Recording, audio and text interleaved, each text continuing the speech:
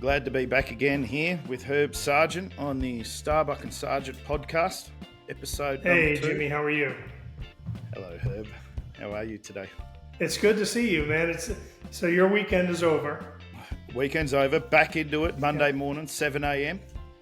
Yeah, and for me, it's almost 5 o'clock on the east coast of the U.S. So on Sunday night.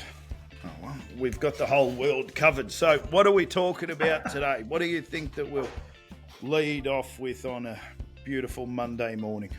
Well, you made an interesting post on, I think it was LinkedIn the other day, maybe the other channels too, but one that I thought almost anybody in this business would be interested to talk about, hear more about, and kind of develop more thought around it.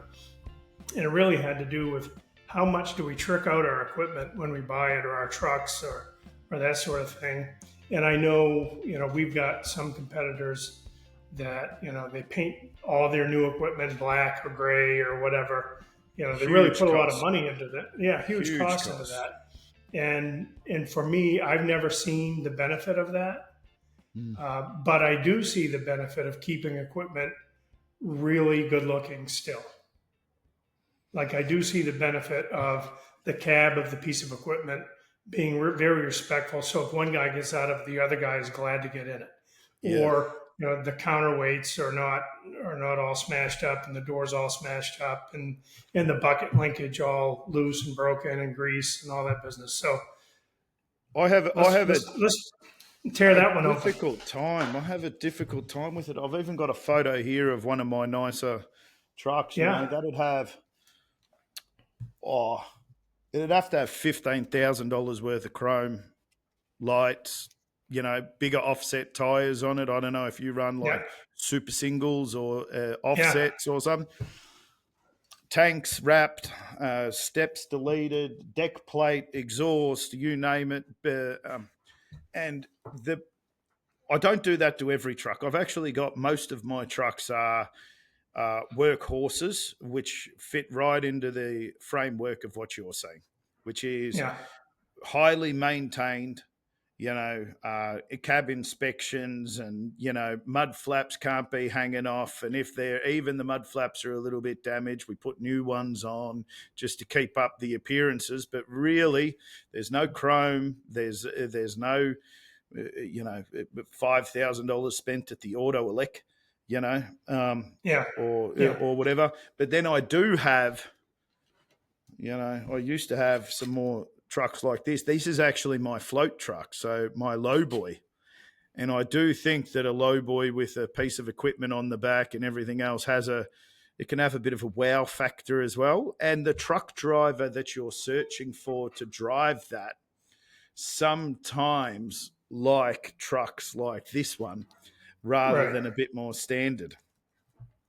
So it's, you just made a really good point, that truck driver or the equipment operator or the labor. I mean, these guys are all, to me, they're all in the business development mode for your company, whether they know it or not. Definitely. And, one thing we've done for a long time is we pay our operators a half-hour a day to grease and take care of their machines. So we expect it to be very well taken care of. And we expect them to take a lot of pride in that. Because if it's down, they're not working, right? They're not earning a penny if it's down, not earning a penny for the company. So we really want to celebrate those instances when people really go the extra mile to take great care of their equipment. These things are, anywhere from $250,000 to $1 million. And I think most people don't understand the cost, what goes into those. And the upkeep on them as well. So if you have a guy walking around, cleaning it, greasing it, looking at it every day, you end up seeing problems before their major breakdowns, that you can start to turn them into scheduled maintenance. I know I have a big cost every year. I've actually put up another post about this.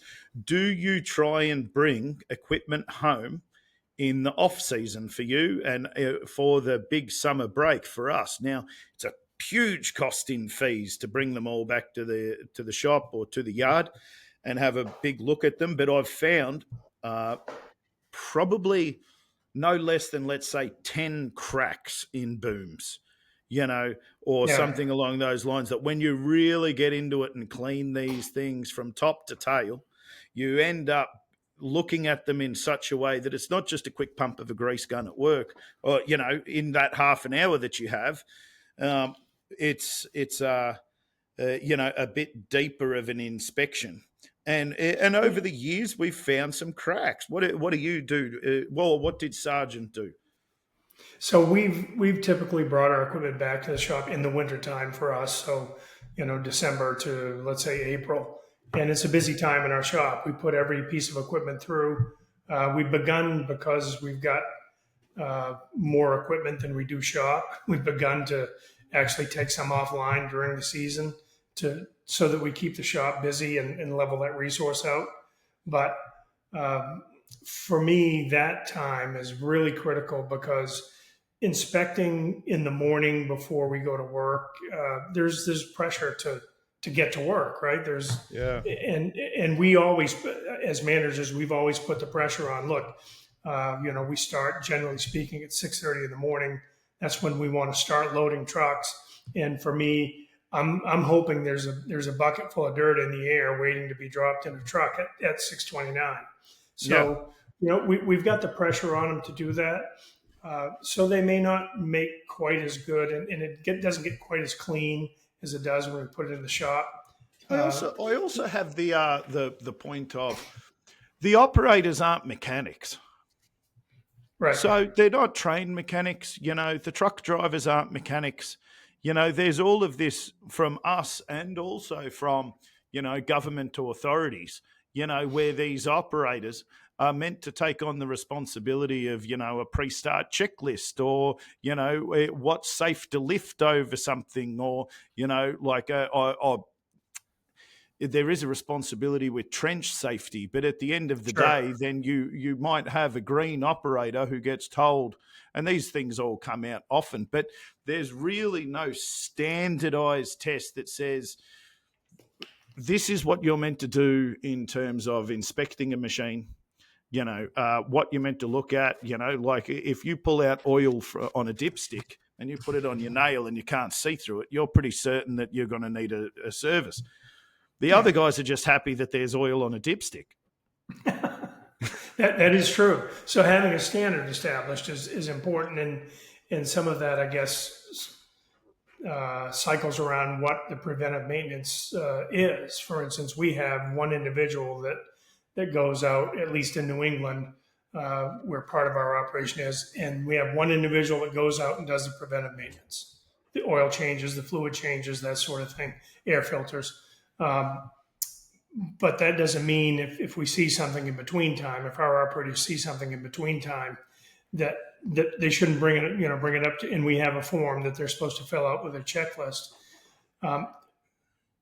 Really important to me that the company give off the vibe that we want the equipment maintained the right way. And an example that, probably more people, the three listeners that we have, that are on a machine every day, too, that's you and me. Two listens. Yeah. The people that are on machines every day, maybe I'm going to tell this quick story. We had a job and we were working in the wintertime, day and night. And so the night crew came in, and the night superintendent told that crew, I don't want you to take time to grease the machines. Mm-hmm. And so one of the guys who'd been with the company for 25 years said, you don't want me to grease it? Fine. When the boom falls off, it will stop. And he just took that attitude. And it was just, in a way, it's like, if the company doesn't care, why should I care? We had a very similar thing. A very similar thing. I came in the next morning, and I could hear every bucket that he picked up. I could hear the groan in the main hoist cylinder, and it was like, just kills you, don't it? Yeah. And then before long, it literally broke the casting. That big excavator. Yeah. Good, great. So it's gone from an $8 grease tube into Right. a week of downtime, and really Probably hard to 30, weld. $40,000. Yeah. Really hard to weld cast, so you just replace the Right. whole lot. Yeah. Cool, great. A crane safety inspection. We had we bought in a new app. It was really great. So you get the we've made it. So we actually have made it, and you get to get your allocation from it. It builds your time sheets. It does like all of your safety shit, so that when the operator can sit down, go on site, and then say, oh, the person says, oh, I want this. They log what they need, and then the office sends it. Really great. However, it had a pre-start part. And so then we actually hadn't worked out enough back then about how we prioritized and what we did in terms of the fact that they were logging these faults. Some small windscreen wiper blade needs changing. They're doing a good job. They're doing a good pre-start, whatever that may be. And then we weren't doing anything about it. We were checking the hours and doing the service, and then all of a sudden, the machines, they go from like just going along at a nice level. It's hard to keep them super clean all the time. It's hard to keep every single machine cleaned. However, well maintained, well looked after. And then they just dipped. Why? Because after a month of writing, or not even a month, a week after writing windscreen wiper. Wow, can't talk on a Monday. A week after that, they'd stop writing anything. Yeah, right. And then somebody goes to them and says, "Why didn't you say there was a windshield wiper?" Right? Yeah. And they go, "Well, I did. Here's my 5 reports that I filled out every time." Mm-hmm. And that's not to leave the subject too early, but I've got a different story about a suggestion box that somebody put up in our office one time years ago, and it's kind of the same thing. But for me, we have an internal podcast for our company. It's called Sargent on Track, and really anyone can listen to it. It's out there for anybody.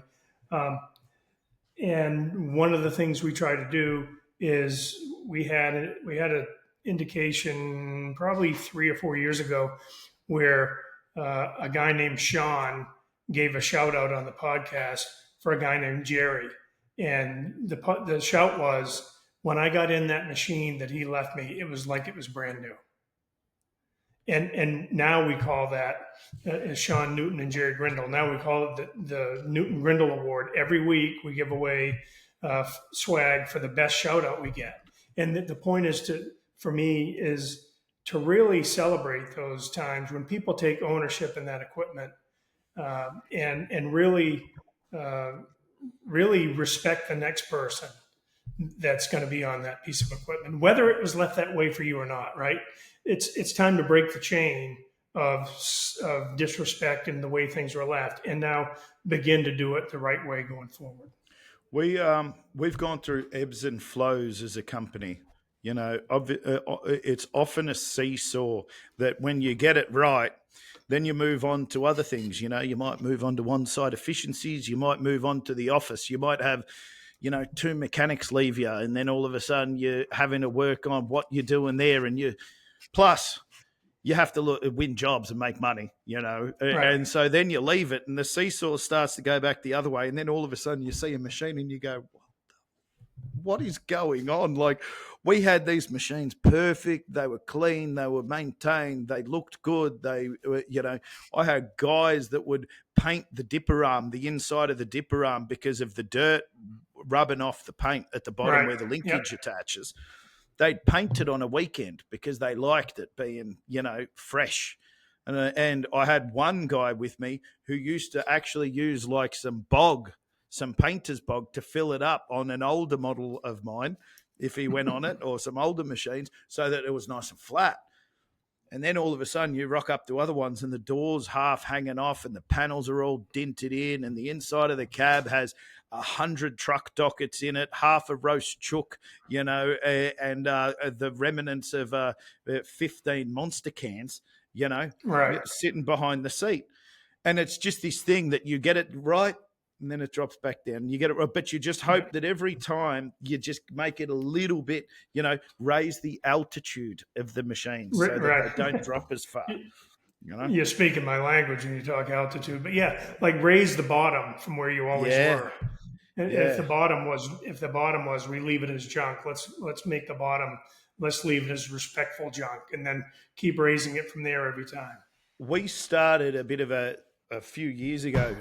Me and a few friends, we started putting up a thing, hashtag Clean Cab Kings. And on Friday we'd post up pictures of our clean cabs. It ended up getting quite a few sort of posts about it, and I think it was in the tens of thousands around the world because other people are proud of the equipment that they drive, and they should be. They spend more time in the equipment than they spend in their house half of the time. Like in this little room, why would you want it to be filthy? And just some of them, the mud is this thick on the floor, and the seat is so dusty. And I say to him, like, I've got an operator who works for me now that I went to him and I said, why do you operate with the door open? I keep telling you, close the door. And I said, it's going to end up being the fact that the nice conversation ends up being a little bit more difficult. He goes, well, I like operating with the door open. I said, but do you like aircon? And he goes, well, yeah, when it gets hot, I like to close the door and turn on the aircon. I said, well, the aircon won't work. So then in a nice positive way, we went through what actually happens, how aircon works. Sucks in the air through the bottom of the cab, behind the seat. If that's full of dust, then it doesn't suck in the air. Then it can't cool it, and then it can't blow it out. So when you want to be cool, you won't be. And I'm like, and if you want to work outside, you can be a labourer. I've got no problem with you being a labourer. You will love it. It's good for you. You don't have to go to the gym. And everyone's happy, and I'll put a guy who closes the door of the machine in it. So, and he, in a joking way, of course, because that's not what I'm about. But he laughed, and then I rocked up the next day, and he said, I really understood. So I've cleaned the entire machine from top to bottom. And he said, but sometimes I'm going to operate with the front window open. I'm just going to make sure that every day I blow it out and keep it clean. And I said, if you want to operate with the front window open, mate, that's absolutely no problem. Just make sure you do it safely, like not with a breaker on or something like that. Right. But they're also just that conversation, though, is one. I mean, the why is the part that everybody misses. Like, why can't I run? Because of these reasons, and that conversation is the type of conversation I think we need in this industry more often, all the time. I actually had a big discussion with someone the other day about Americans don't use trucking dogs, or you call them trucking pups, as much. I think you use them up where you live a little bit, but in the center of America, they don't really use them. They more use like the semi-style trailers. Yeah. But the ones that articulate. We have a bit of a problem with the fact that there's a big gap between how you get your license in a semi and driving one of these trucking dogs that has absolutely no training. There's no training platform for it. You can't even get your license to drive an articulated trailer. Mm-hmm. And so I've been talking to the guy about why and how and what we're going to do as an industry-wide, to try and raise the bar, because everyone complains and says, we shouldn't pay more money for the truck drivers because they're shit. And you go, well, how do we make them not shit? Like, it's pretty simple. Like, if you need more efficiencies, let's train them to get more efficiencies so that everyone can make some more money. It's all fairly simple, business to me. It really is. We had I would say a low period in our training back in, when we had the Great Recession here in the States, and I think it was worldwide back in 2008 to 2013. And we weren't too bad because mining kept us strong, I believe, in Australia. So your training dropped off? Well, not just our training, but our recruiting too. And as we went through that recession, we went from, let's say, 425 people to 325 people because the work just wasn't there. So we weren't hiring people to replace people that were leaving. And then all of a sudden the work started to come back. And if I use an American football reference, if we stay away from the draft for 1 year, we might still be a good team. But if we stay away from the draft 3 years, 4 years, we're not going to be a very good team. No, And definitely not. and what I saw, this was one of the biggest mistakes from a management standpoint that I made in my career, and uh, that's staying away from the draft for that period and not training. So this is kind of a long way to say it's up to us to get our people up to speed on the expectations and the skills that we have, whether it's the driver that you're talking about, or the excavator operator, or the pipe layer. It's up to us to bring those guys up to speed. Like, I mean, great if they come in from another company and they already have those skills, but I think we still have to set our own standard with those guys. And you have to vet them too. Yeah. Which is another big difficulty. And I'm not just talking about, like, as you said, a truck driver or an excavator operator. I'm talking about I hire a finance manager. Like it's a company wide problem. Now, mind you, I don't know shit about finance compared to some of those guys. Like I can barely read the report sometimes that they generate, and they have to explain it to me with a crayon. Okay, that is like I'm asking them to finger paint the report instead. But I'm a really big believer in employing people that are better at their job than I am. I'm a big believer in empowering them to do it also. Like, I used to be okay in a truck and dog. Now I couldn't reverse it into a job if the job had a gate 15 metres wide. But I understand that some other people are probably at my skill level with that, who are looking to make that into a job or a career or do it currently. And how do we make sure that when they come in the gate, they feel positive about the experience to get their skill level up, while the company overall can still make money? It's a difficult balance to have. And I find that I talk balance so much in what I do, and it's really difficult. How do you get the guy who does like to operate, with let's say with the wind in his hair, to know to clean out the machine to a really high standard every single day, and then it doesn't matter if the front window is open. That Right. aircon will last longer with that guy in the piece of equipment. However, it's really hard as you scale to keep that, in balance. How did you do it? Because when you started, you had how many? Well, when I started, I had about 15. Going back in 19, when I started my business, uh, I I had this. This was before the internet, by the way, before there was such a thing as internet podcasts, and barely cell phones were around. But I put an ad in the paper, and because oh, what do you got? Someone bought me a cappuccino. Oh, lucky you! I've got water. I almost opened a beer on Sunday afternoon here, but You can I thought I'd open a try. beer. It's that sort of No, podcast. You can have one. we'll let the other people have one while they're listening. Um, so I put an ad in the paper, and in about a week I got 250 applications. So I was able to go through those pretty quickly and get a crew of about 15 on. And I was on the job. We only had one job, and I was on the job every day. And I was able to, enforce the standard that I wanted, or encourage people to to live in a way that respects each other, whether it's the way we talk or the way we leave equipment or the way we help each other at the end of the day. And of course, as you get bigger, as you know, as you get larger, you lose more and more control. And then in 2005, I bought my grandfather's old company back that had been sold to some Europeans in 1988. And it was a big job to get my arms around that. And I don't know that we ever will the way we want to. But So the, then the, you've exploded from 15 to how many?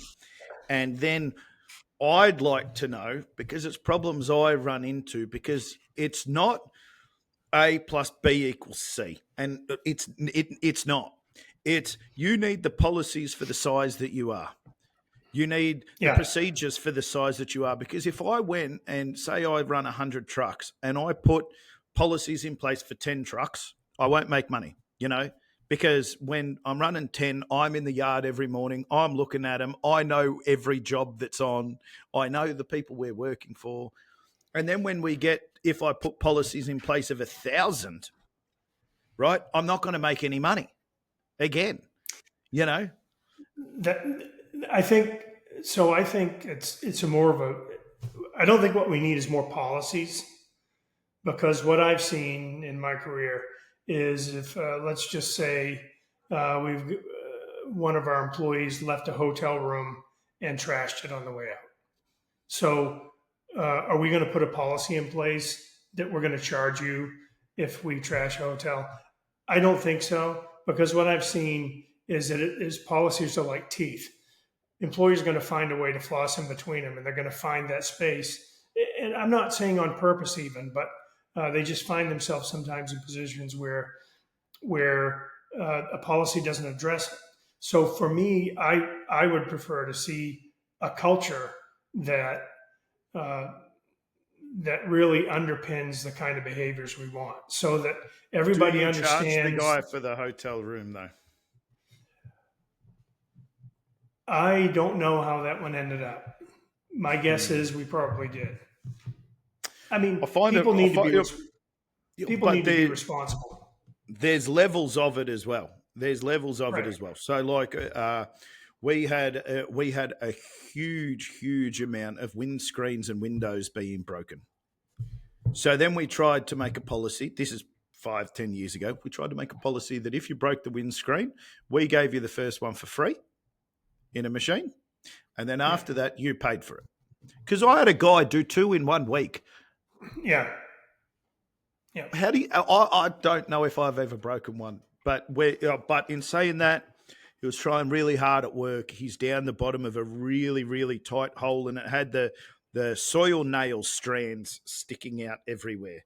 And so he was driving in between them, trying to do his job, trying to watch the boom, and then he might scrape along a soil nail somewhere. The machine like copped it on that job. But then we ended up finding that it punished some of the people who were trying really hard to, be production rock operators, we had the screens on it. Our production values were genuinely noticeably dropping because those machines do break, windscreens or bottom glasses or stuff like that sometimes. And so instead of, if they're hammering at a face, maybe the best way to have the pick is a little bit towards you. They'll go, no, and they'll start moving around. So then we've removed that policy now, and we just try and create a culture of the fact that don't break windscreens. Why did you do it? More training, bring them in. And so now if you break a windscreen, they love coming to the office and having a conversation and sitting down and talking about how they're doing it. And all of a sudden, they don't want to break another windscreen. Yeah, it's, that if you can establish that culture where nobody wants to be the weak link, right? That's what I try for, and I think we've been successful in doing that. We've got about 550 people now, and across 5 states, and it's not perfect, but I think if we can have conversations with people that are making mistakes like that, and just say, listen, what we're trying to do is everybody in our company, everybody's an owner, right? We're an employee-owned company, and we can say, listen, you literally are having an impact on the next guy's trajectory, and I'm not trying to make you feel bad or ashamed, but let's make our impact, whether it's on windscreens or the way we talk to people, the way at the end of the day we all gather around a machine to clean the tracks off. Let's make our impact positive instead of negative. And quite often, there's no more work in making a positive impact over a negative. No, it's most likely the same amount of work, and if everyone works together, it's probably each person has to do less. I don't know. It's so tough. You've got to find that balance. Always. Because you can also. Go ahead. No, I was going to say also you can't like you can try and influence that. You could as the owner, the leader, the boss, whatever you want to be described as, CEO or whatever. You can try and influence that, but really at the end of the day, all you can do is guide and try and make little Yeah. adjustments. And what we hope is that if it's a cultural thing the way we want it to be a cultural thing, it's not the superintendent or the regional manager or the CEO that has to have that conversation with them. It's one of the other people on the job that, that goes to a younger person and says, hey, look, yeah, I noticed you're broken a couple windshields. Here's the way I've avoided doing Yeah. that. If we can get our people like caring for each other like that, that's I think the biggest win we can have. That's so much better than me going to say something or you going to say something. Yeah. It's so much better to just have kind of a self-policing force. I think about the night shift operator saying, "Well, why don't we start working, but one machine at a time takes 20 minutes to throw some grease into it Yeah. and give it a check." And all of a sudden, that would have been a totally different night shift if that had have happened on your job. And now think about this guy that took the attitude that he took could have said that, but he's not wired that way, right? He just Mm. and that's really a great example of how I think if people feel comfortable, uh, if they feel safe in stepping out and making those kinds of suggestions, then you get those kind of suggestions. But if they don't feel safe, like I know the superintendent on this job was a hard ass, and if this guy had said, "Why don't we do this?" he would have gotten driven back into his hole, right? Yeah. So it's a management thing too that we have to be careful about how we react to people. Um, And that's a real challenge as well. I know I've gone through times of my career and had managers as well that you stifle that. However, it can take a little bit of time to unpack that because that stifling usually comes across with if you looked at the metrics on that job. Say if you didn't rock up in that morning to hear that machine groaning, and say that you looked at the production values, the chances are is missing out on that half an hour. That superintendent actually made money on paper. right. It's the groaning of the machine. It's the broken casting that would have been explained away from someone saying, "Oh, no, no, no, it was a you know, weak Right. weld or Yeah. something, and that's why it broke." And you never would have known, but the numbers said that the superintendents actually performed highly. You know, Yeah. because he's pumped the numbers out. Of course he is. He's getting half an hour more uptime than the shift after him or before him. And so that's really, really challenging to unpack and to see and to look at and then figure out what to do because now you've got a guy who, in his mind, is making money. Yeah. And how do It's you guide him in a way that says, yes, you are making money, yes, you're doing a good job in some areas, but in other areas, you're not performing as well. And that's I, I think it's simple, but it's not easy. So to mm, me, it's simple to establish what the expectations are. Let's say you just say five things. If you do these five things, you're going to be a successful operator. Now, now there may be some sub bullets to those five things, but let's say there's five things, and you're going to be a successful operator in our company. So telling that to someone, but then following up with the feedback for where they stand on those five things is so important. And I think that's where, frankly, I think that's where industry falls down. I think industry falls down, and I'll say our company too, falls down in holding people accountable to those five things. In other words, I the was just feedback. say, I do a terrible job sometimes. I actually derail that whole process at times, which I'm trying like Yep. almost 20 years in, I'm still trying to learn how to be there, but not be over the top of it. But, explain to the guy how the air conditioner works, but then also not be telling him how to pick up the bucket of dirt better, or sling the pipe in a faster way, because at the end of the day, he's doing a good job. We're getting the meters in, or whatever it might be, but to still drive that efficiency and keep accountable for, let's say, those 5 things that are important values as a company. Like, how do you? I have a big thing about, like you're saying, I want a bucket in the air at 6:29. I'm the Yeah. same. I think it's a fundamental of a company to be on time and to be working. It's respectful for the other people on site.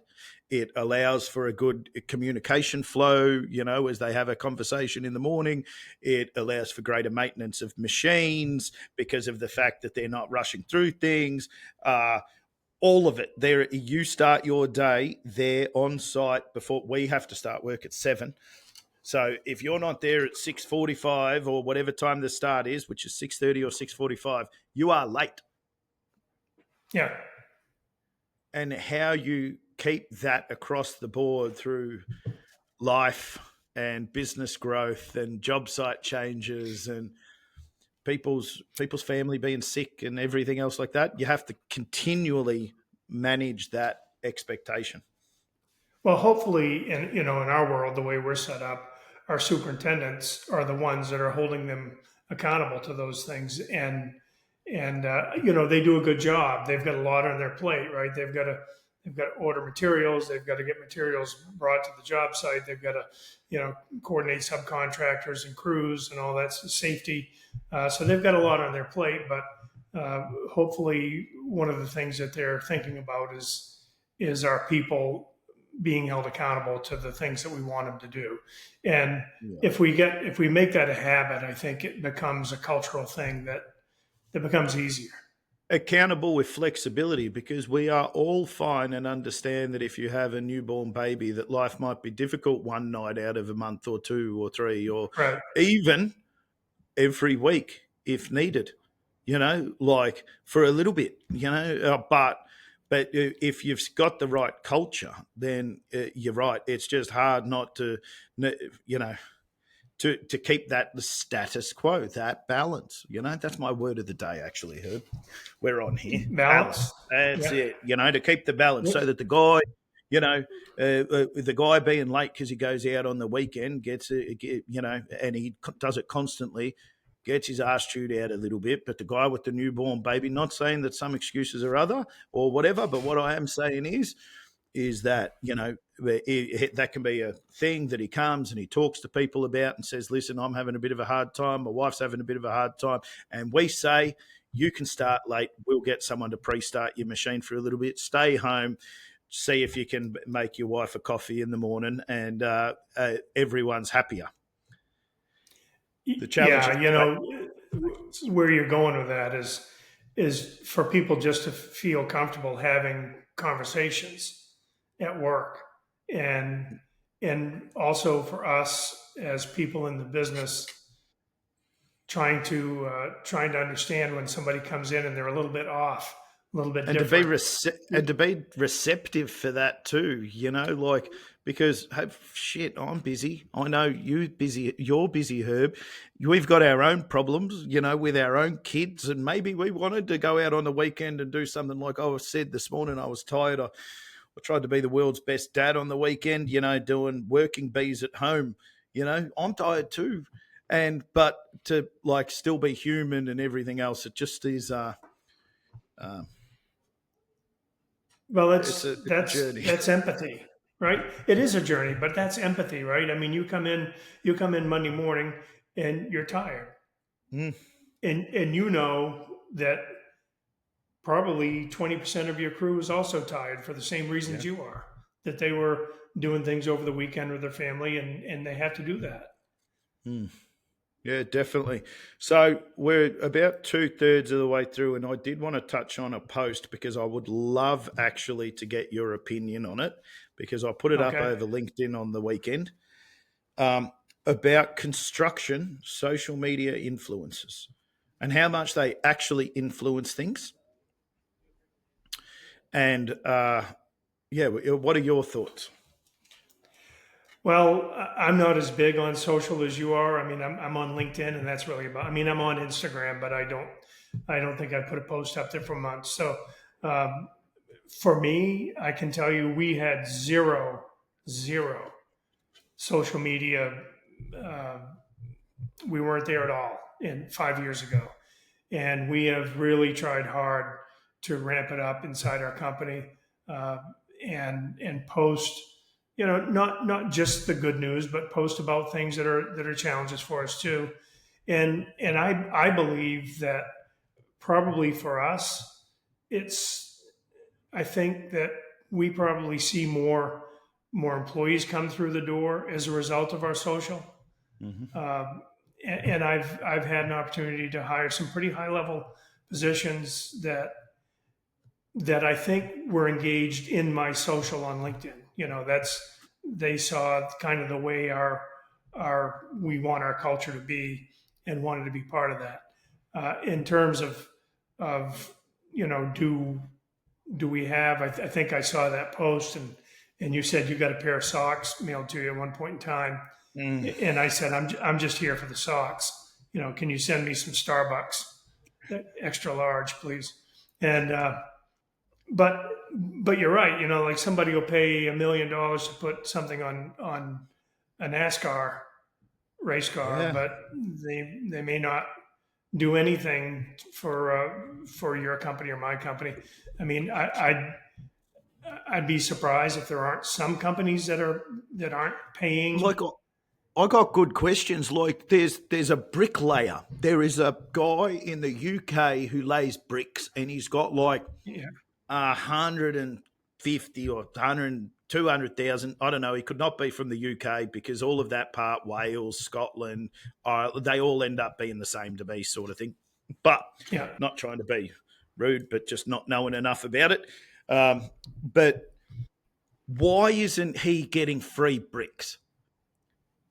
Why is he not getting free bricks? And every single video he posts, he says that they are the goddamn best bricks I've ever laid, right? These things go in perfect. Now, I know it might not be as authentic and everything else like that, but I said at the last Con Expo, and that there's got to be a machinery brand that goes out and says, right, I'm not sponsoring NASCAR, I'm not sponsoring any, industry events. I'm not going to sponsor an NHL box or an FL box. I'm just going to go and give free machines to all of the influencers, every one of them. And I'm going to say, you can't post up anything else, and I'm going to give you 30 free machines. It costs them nothing, really, at the grand scheme of things. They manufacture tens of thousands of them, and right. then they just own the internet. They like the whole lot. Like Instagram would be, because there's like, I don't know, let's say less than 50 really big content creators. In the earth moving land. If you're a 20-year-old looking to start, and let's say we'll just use the big one. Let's say Caterpillar. Caterpillar was Yeah, the only brand that you were able to see on Instagram, because that's how the algorithm works. You yeah, know, the algorithm just says the guys with the most followers get the most engagement, so therefore we'll put their photos in front of everyone that right. likes this content. If you only saw Caterpillar equipment, surely a guy entering the market would go, I've got to get a price from Cat. Or has it just been an industry that's Yeah, been around for so long that that's not needed, and that they want to sponsor NASCAR so that the CEO can go to the Talladega 500, 400, 700, whatever amount of hundreds it is? yeah. But I think number one, how do you know the bricklayer's not getting free bricks? Good point. Well taken and Because well hit back. Like that was a good return serve. Yep. so my point is, like, if he is getting free bricks, I sure as hell wouldn't talk about it, right? If I'm No. the one getting free bricks, I wouldn't post and say and talk about it, because I want him. I want to maintain that advantage I've got over everybody else. Gosh, I want free bricks though. Like, God, just free machines. Like, and I'm just talking from an authentic position, which says, I hey, know, I know. these are good, but to sit there, can you imagine the leg up you'd get? If that guy's getting free bricks, can you imagine how much money he could make? He would be the richest bricklayer in all of Scotland or wherever he's from. He may already be, but it's one of the reasons I think that it's hard for companies to do what you're saying is because everybody can't be trusted to be quiet about it, right? Like True. like if let's say I got 10 free Caterpillar dozers, if I can, that only works if I'm quiet about it. Would like a free dozer too. That'd be nice. I'd be real quiet, just in case someone wants to give me a free dozer. Like They of our wouldn't be able, three listeners. they wouldn't be able to hear you over the tracks. Hopefully, there's one listener out there who's like, "Oh, I'd like to give him a free dozer." But I Yeah, think that it'll come because like the metrics are slightly skewed because, like, I said a little bit on the post, like a beauty product, it hits 50% of the population. 50% of the women population. Not that they all wear beauty products, but but it's only a $70 item. yeah, We're talking about a dozer that's $1 million. If you're in front of, I don't know, 50, 70, 80, 130% of the people who own dozers, and you get them on board to say, listen, do not talk about the bad stuff. Actually, that's a pretty good thing. I heard that on Gold Rush at Parker's thing, where that dealership of the Volvos yeah. ended up, they had two full-time mechanics there, and they'd only show certain breakdowns and the rest of them. So Volvo supplied mechanics. Yeah. And then Komatsu heard about it, and then who was the guy who was the first? Did you watch Gold Rush? No, I don't. Nah, there was a guy at the beginning of it that was on, and then he got kicked off because he couldn't mine gold very well because he couldn't dig a hole to save himself. But That's a hard business to be in if you can't dig a hole. oh, let me tell you, he was the sort of guy. He's like, yes, a new wash plant's coming next week. I'll decommission my old one and break it. And everyone who runs a business is like, why would you decommission it before you get the brand new one? You would keep it running. And then a week later, he's like, it's been delayed 3 months. Dill. Just an absolute goose. So it had me yelling at my television. But then Komatsu heard about it, and they gave all of the machines with free mechanics to a new series. And so there is this sort of uptake beginning to happen of these social media people. And I don't know if I'll ever get a free machine. Like, don't get me wrong. Like, I've had a few people contact me from other things like software, asking me, about a podcast or about, this or that. But I think that the ratios are also a little bit wrong, because a beauty person might be happy with $1,000 or $5,000 and some free beauty Right. products, and we're saying, nah, 10 free doses, please. And they're like, what do you mean? The doses are $500,000 each? And we're like, yeah, I know. I've had to buy them, but it would be nice to. What about 2 free? Well, maybe we should just start by asking for a rental credit at the equipment store. So the first $10,000 is free. Socks, yeah. Just socks. I'm just happy to not buy socks anymore. It's interesting monetizing the social. My daughter a few years ago got a puppy, and she immediately started an Instagram page for this dog. The page was named after the dog, and she started posting. She ordered what they call bark boxes, and they're like little boxes. They come in with treats, and the dog gets all excited when he sees. And you open it up, and there's some food and a toy. And so she started posting those, and before you know it, and like the beauty products, she started getting paid for this. Not a lot, but She started I getting got paid for I posting got that stuff. $200 last month, I think it was, Herb. When are we going to have a party? I got $200 paid to me from my streams or views or listens or whatever the bloody hell the metric is. 200. Maybe what we need to do is have a social media uh, for the actual machines themselves. So you've It's got probably your not a bad idea. 25, you've got your 25-ton excavator, and you name it, and you post it, and it has its own. You go to Chat GPT and you develop a personality around it, and And then it buy goes a to work treat, every day. a grease gun and a new air filter, you know. Yeah, and it It has complains that day about the asshole that got on top of him and ran him all day and left a big fucking mess in the cab. Son of a bitch! Why did that guy I leave that mess on me? I actually had a guy. Oh, this is no shit. I rocked up at a job, and I'm okay to name him because he was actually quite happy with it. I rocked up. His name was Jeff. I said, "How you going, Jeff?" He's like, "I've been really busy today." He's like, "I haven't stopped."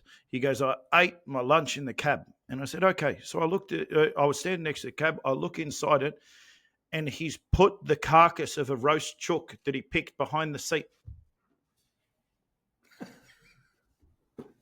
And he's He's standing trying to there, and keep I'm it like, warm. Jeff, what are you doing?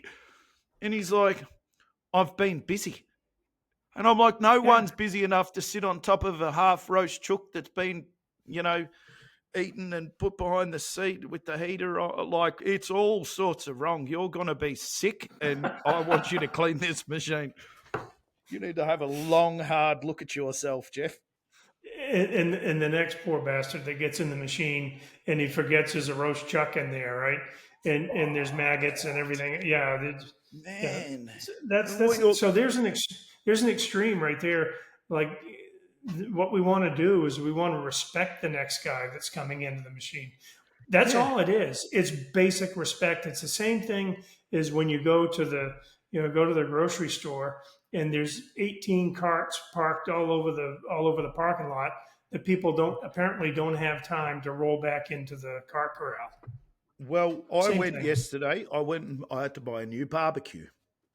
And I walked in, I knew what barbecue I wanted. So I walked into the barbecue shop and I said, "Hi, hope you've had a good weekend. I'll have that one, please, and thank you." And the guy looked at me and said, "Please and thank you." And I said, "Well, yeah." Well, I said, "Oh, sorry, not about trying to be rude. I know you want to do a sales pitch, but I don't really need one." I said, "I'll just have that one." He goes, "No, I'm just more surprised that you said please and thank you." Yeah, And I thought to myself, "Oh, that's a bit sad." I didn't say anything then, but I think that's a bit sad when a cashier or whatever at a barbecue shop isn't getting, P's and T's. yeah, Maybe the world's going to shit a little bit where more people are going to leave shopping carts in car parks. yeah. It's I don't know where that attitude comes from. It's really strange to me. I think we had a little 9-year-old boy living with us last year, Yeah. and we went out to a fast food restaurant, and he's eating a burger, and a piece of it fell on the floor, and he just ignored it. And I said, "You need to pick that up." And he looked at me and said, they pay people around here to do that. And I Mm. said, we're going to do things differently. We're going to take care of our own mess. Yeah. And when I take him to the skate park, he always wanted to go with a skateboard or a scooter, to these skate parks they have. And the first thing we'd do is walk around. If there's any trash, we'd pick it up Of and put it in course. there's trash cans everywhere. And he said, "Why do we have to do this?" Because somebody has to do it. We're going to be the Exactly. ones I mentioned to you. We're going to be the ones that break that disrespect chain, and we're going to be respectful. And that's just the way we're going to live. And he took it on. He did well with it. And if everyone did that, the world would be a much better place. There'd be Yeah, no it's trash for anyone. if everybody just had the basic respect instead of Now, somebody in gets saying that, instead of somebody gets paid to do this. well, in completely off topic, and it's going to completely derail some of this, conversation, because Let's go. Let's go. I've traveled a lot to China, Yeah. and they do the social credit score system that everyone kicks up a stink about, because I understand all of that digital ID stuff or whatever else. But it does mean that they get benefits for being good citizens. So there's very little antisocial behavior. There's very little rubbish. You go for a walk at 5 a.m. and people are in a lot of the cities, right? In the countryside, not so much, because they're not under surveillance, I think, as much. But in the cities at 5 a.m., there's people sweeping the sidewalks and gardening, Yeah. because it watches them sweep and garden and gives them a better social credit score, and then there's a sense of community around. And so then I've found out from talking to people, they're not just doing it now for the social credit score, they're doing it to hang out together. They dance in the street at night time and run classes for free and all of this stuff. And it creates a bit more of a fabric of, like the Yeah. community, sense of community. Now, that comes from a bit of a negative space, and I don't sit here and think that I'm like, harping on thinking it's a great thing that everyone's under surveillance all the time. Right. But there's no rubbish. And let me tell you, people are cleaning up the skate park. Everyone's cleaning up the skate park. The skate park is absolutely brilliant, and there's no graffiti there. And then you don't have to worry about anything, because it's that the fabric of society is accountable for all of that stuff. And in some spots, pretty nice. And that's why it's, to me, I think that all this in our companies is such a cultural pillar, right? It's a culture thing. If it can be culture instead of hammering, right? Instead of Yeah. beating people up all the time. If it can just be cultural, that this is the way we do things. I've got behind my head here, I've got our purpose and values on the wall. And one of them is doing the right thing regardless of whether you're being watched or not. Watched or And not. and it's I believe our people for the most part follow that. I mean, we preach it all the time. We talk about these values, and we show as leaders in the business that, and we even talk about slow things down. Let's take 5 seconds, 5 minutes, 5 hours if you have to to avoid or mitigate a safety issue that we've got a hazard. Let's take the time we need to take to do it right. Now, if we should have planned earlier to do things better, differently, then we need to learn that lesson too, right? Yeah. Like I don't always just want to stop. I want to plan better too. I actually, I don't have written down values, but after I've been doing these podcasts now for about 6 months, I'm definitely going to get them. It's on my list of things to do. And the pillars or whatever it is, and I've already got one, which is don't relearn lessons, because the amount of lessons that we have relearned again and again and again, is a lot. And I'm a big believer in the fact that you have to learn lessons all the time, and I'm still learning, about some of. About digging the same hole I've dug 50 times. I'll still take something from it now, hopefully, but relearning the same lesson or making the same mistake twice is just exhausting. I just think that it's whether it's 25 people in a company or 50 or 500 or 1,000, just the idea that we can look at each other with respect, treat each other with respect, and expect that all back. I think that cultural piece, that cultural cornerstone, is the one we really need to push in. And it's not just the labor side; it's the management side too. I was in a meeting last week, and a young leader had asked his president about the direction of the company, and the president said, "What's your angle?" And there doesn't have to be an angle. Like I'm part of this company. This guy's running three different divisions for him, and it's kind of it was heartbreaking for me that guy, that owner, said that to him, because I think we have a right to know, maybe a privilege to know, that which direction the company's headed. Yeah, If you 100%. really want, if Jimmy, if you really want my full engagement, I need to know where you're going, Yeah. right? And that'll just be, if you're on the And journey, really part of the right, journey. That's how you bring people on board, and that's how you got people to stay for 50 years. And I hopefully will have employees for 50 years too. Like it, because they are part of what we're doing. And not right, questioned about why they're part of it either. yeah. They're questioned because they belong. Yeah, correct, Yeah. correct. Is this it? We done? Yeah, I think we're Yeah. done. You I've actually got another podcast to do. Do you believe it, Herb?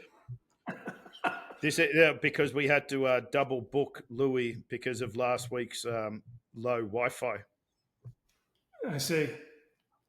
Oh, Yeah, you're I had leading a. us out though. You're saying goodbye to everyone and reminding them about the questions because that was your great idea. Okay, I will. So we're going to sign off now. But Mm. what we want to do, we probably won't be ready this episode. But what we do want to do in the coming episodes is we're going to try to set up a place where if you have a question for Jimmy in Australia or me in the U.S. or whatever question you might have, whether you're in the trenches with boots and a shovel, in an excavator, in a truck, a superintendent. Uh, Anywhere up and down the line, we want to set it up so that you can send us in a question and we'll try to wrestle with it. Sound right? 100%. I think that would be a great way to build a podcast, and so So it's a really good idea. so the way I think we'll have to talk to Louis about this, but what I was thinking is if we put a link in the show notes, not this episode, but maybe the next episode, a link in Yep. the show notes for people to track us down. All right. Done. Well, So with I that, will. Jimmy, Okay. I hope you have a great week. Starting this thing off with 2 podcasts in a row on a Monday. Uh, I'm going to go have a beer. Perfect. I will speak to you soon, Herb. Thank you. All right, take care, buddy. Done. See you, mate. Bye bye.